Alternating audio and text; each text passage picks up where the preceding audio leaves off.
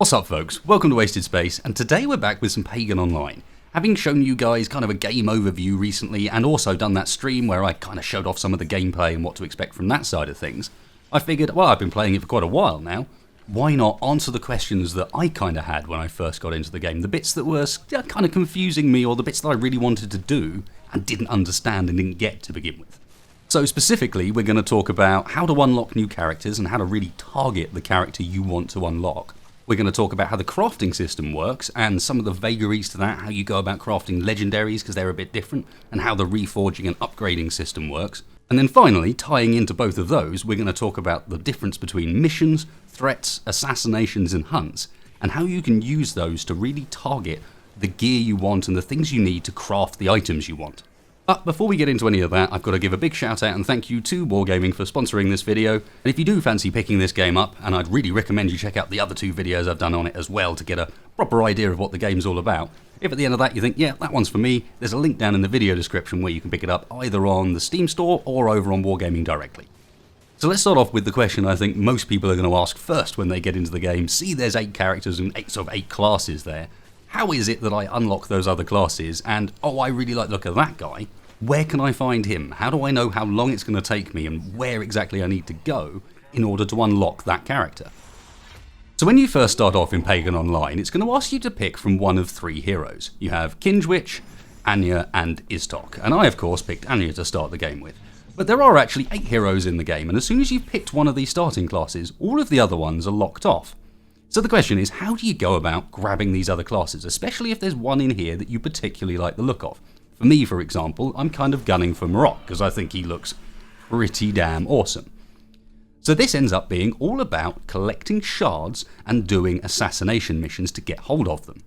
So you'll notice at the bottom, each one of these characters has a certain requirement of shards in order to unlock them. Using Kinjwitch as my example, he requires 50 shards, as do most of them. The only exception is Lucian, who only needs 30. And I've almost got all the shards I need to unlock him. As soon as I've got those shards, I can click that button, and then he will be available for me to play. I can switch between characters just like I could now switch to Lucian if I wanted, just by clicking choose. And he'll start at level 1, so he'll need to be leveled back up again, geared back up again, with the advantage that your legacy rank increases the speed at which any further heroes level up. So that way, the more heroes you unlock, the faster they level. So that's fine. You've gone and you've decided you've picked which hero you like the look of. But to begin with, when you first go into this Battlegate map, you're not going to have the assassination missions available. To begin with, this thing is all locked off and you have to play a little way into the game. I believe it's completing the first campaign that unlocks these missions.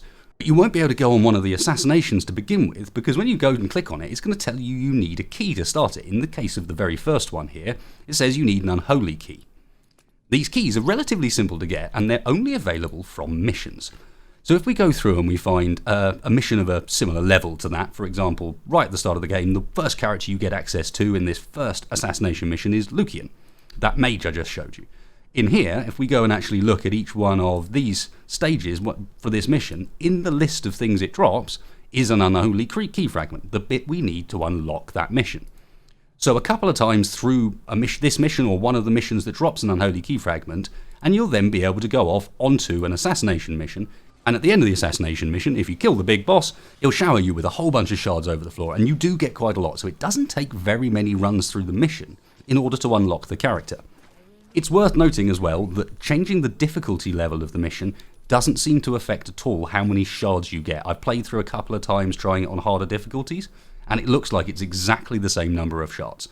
So the fastest way you're going to be able to unlock a character is to find its assassination mission, get as many keys as you're going to want for it, and as you go up through this, of course, the different keys start to unlock. So further down the line, we've got gruesome key fragments. There are 5 key fragments in total, and each one of those will correspond to a certain area in these assassination missions. So that's fine, but what happens if you want to specifically target a certain character? As I've mentioned, Servant of the God here, this very first one you get, will unlock for you Lucian, the Fire Lightning Mage. Very cool, but each one of these missions actually ends up corresponding to a specific character, with the exception of this very last one.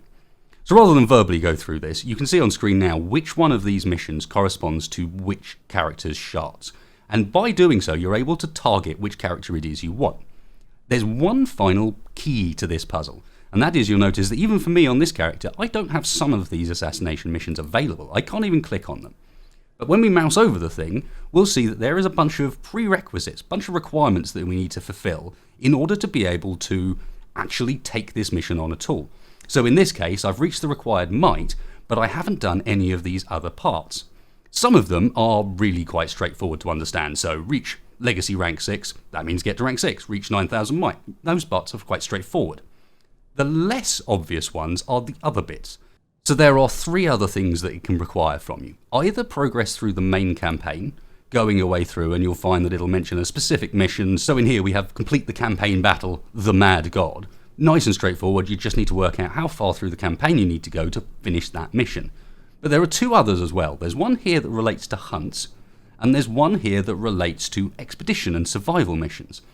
So as you go further through the game, these become slightly more difficult to unlock, and certain characters obviously require quite a bit of work for them to be available. So it does mean, like for me for example, I want the Corrupted Wood Nymph quest. It's right at the top of the list, and it's going to be a while before I get that available. But it does give me the opportunity to really focus down on what it is I need to do to access that. So I can see here, there's some hunts I need to complete, and then there are some missions I need to complete specifically on hard difficulty rather than on normal. So as long as I keep those things in mind, even unlocking this is not too hard, it's not too grindy. I know exactly where I need to go and exactly what I need to get and where to get it from. Now as I mentioned, every character will start life in its world as a level 1, a bit like this fella next to me who's probably only just unlocked Lucian. So the next thing you're going to want to do is make sure you've got some gear for that character. And that means that we're probably best off talking a bit about crafting. Obviously, gear drops out in the world, and that's reasonably straightforward to understand, but the crafting system's got a little bit more complexity to it. So let's go through that quickly and explain how this system works to be able to craft gear that you specifically want, and how you can use some of the other elements of it to perhaps enhance or change gear that didn't quite fit the bill. So the crafting system in Pagan Online all revolves around blueprints. These drop much like items out in the world, and you get all sorts of different types with relatively random attributes. And this is the base thing you need to start crafting, some sort of blueprint. Now written on the blueprint is a bunch of information that you need to pay quite a lot of attention to. Not only have you got what exactly the item's going to look like at the end of things, you have the requirements to actually craft it. So not only do we have 2 little icons there, unfortunately it doesn't tell you until you drag this blueprint into the square what actually these icons are. So if you ever want to find out what a blueprint requires to put it together, you don't recognize the little icons, drag it in and you'll be able to see immediately what it is it actually needs to craft it together. So in this case, we need energy orbs, captured lightning, and a ward. Specifically a ward of item level 11 to 20.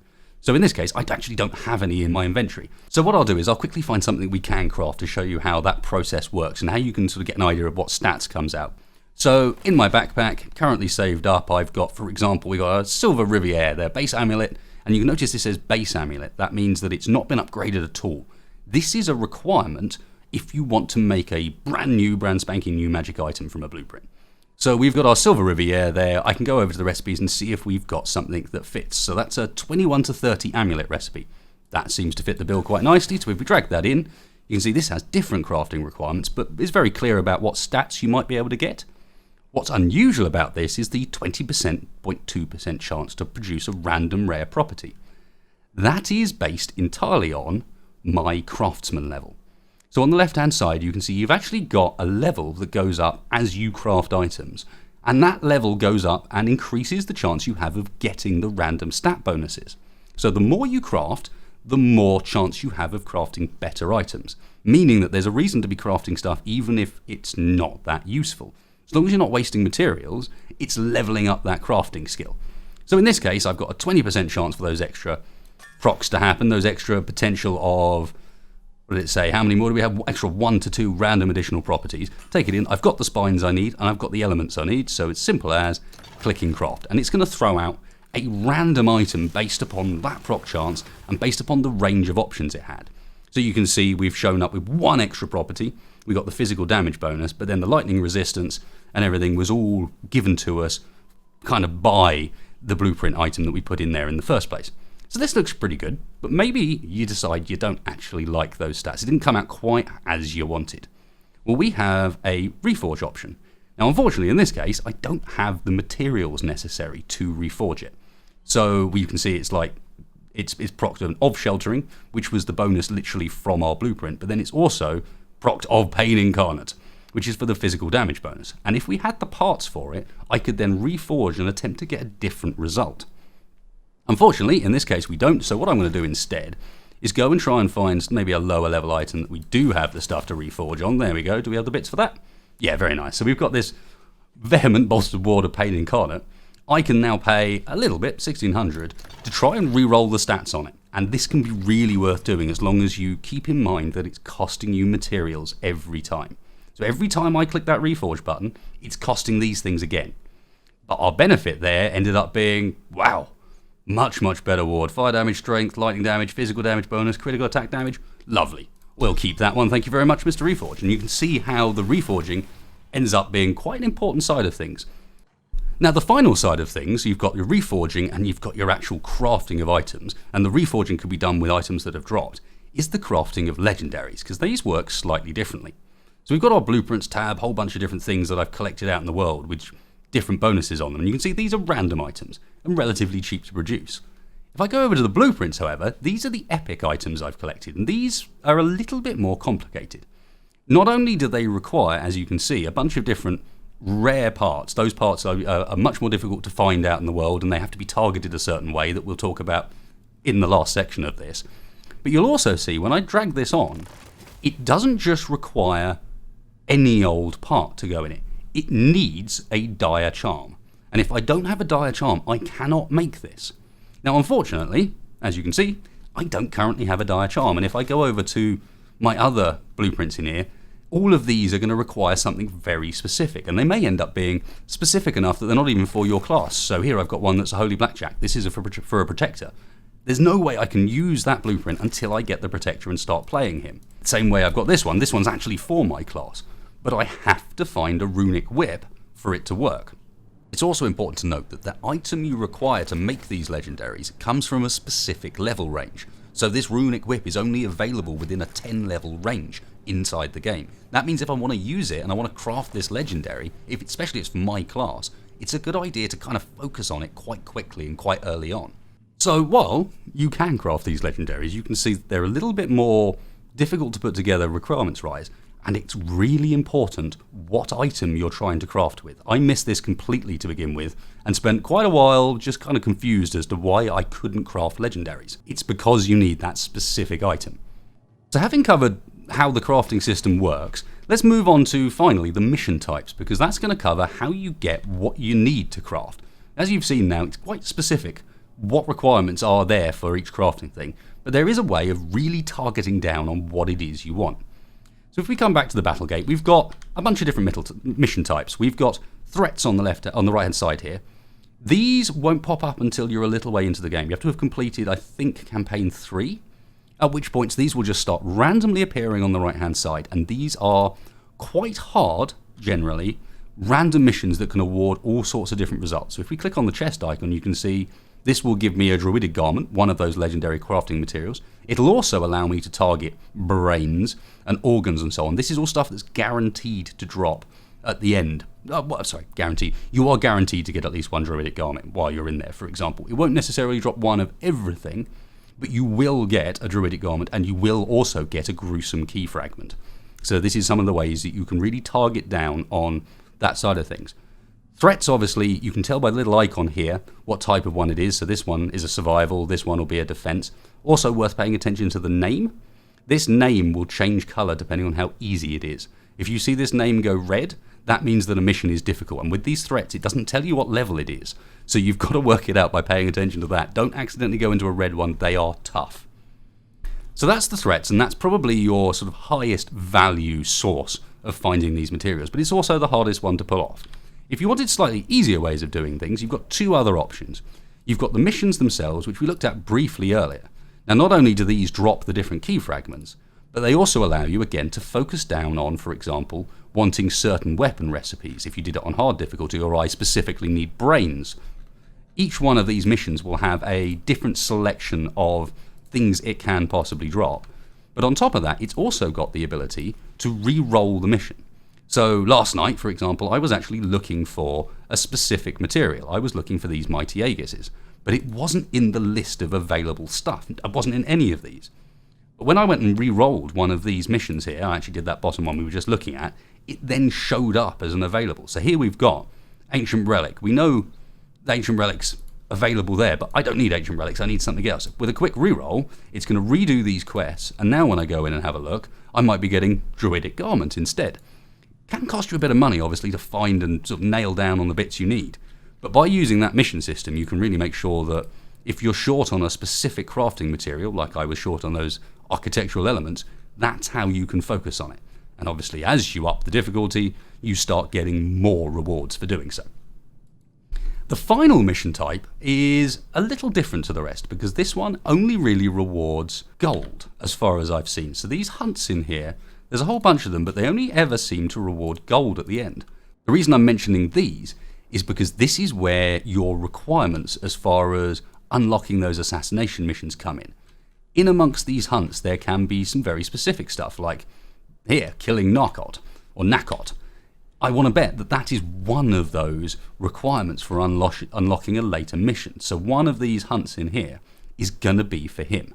Finally, it's also worth mentioning the assassination missions themselves do reward a good selection of loot. So they can be used, assuming you've got the keys you need, to go and farm those things as well. As you can see, I've got plenty of unholy keys because I've got Lucian unlocked. So I could be using those. Maybe I go on to this Servant of a God mission, but I crank the difficulty up so that instead of getting... Obviously, that doesn't give us more character keys, character shards, but it'll give me more of everything else. And that way, when you go on here and actually look at the loot down the bottom, this is what I'd be getting instead. Plenty of opportunities. So that's 3 areas of the game that hopefully help you out a little bit, understanding how they work. Not that they're massively confusing, but there was some elements to it that I really overlooked and didn't totally understand to begin with. And these elements are obviously really quite important, because that's all about your progress and your pushing through the game. And given I'm wrapping up here, I think I'll end on one final tip, because this was something I kept doing repeatedly. Don't forget to go and upgrade your character's skills. You've got potency points, spend them. Each one of these things is like 10% extra damage. I was forgetting that so often, and by the looks of chat, I was not the only one. So thanks a lot for watching, guys. I hope that you found that helpful in some way, maybe explained some of the mysteries of the crafting system and the character system to you. If nothing else, working out which mission was which character was a big help to me. So, cheers, guys. If you enjoyed it, please hit that like button for me. It really helps me and the channel out. If you didn't, dislike button's right next door. And otherwise, thanks a lot for watching, folks. I'll catch you for the next one. And on the maid, not even on the blood witch. Yep, exactly. Bloody hell. I mean, in theory, this could be a really good character for point defense, right? Got the right sort of abilities.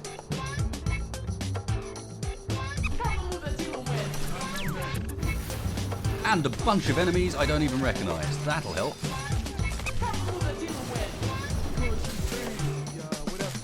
Wait.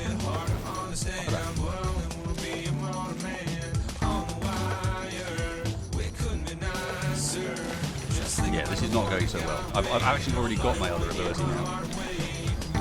If you don't... Alright, what is this? I am not going to get this right, am I? No way. I am nowhere near ready for this. You mistaken me for someone who cares. You mistaken me for someone who cares.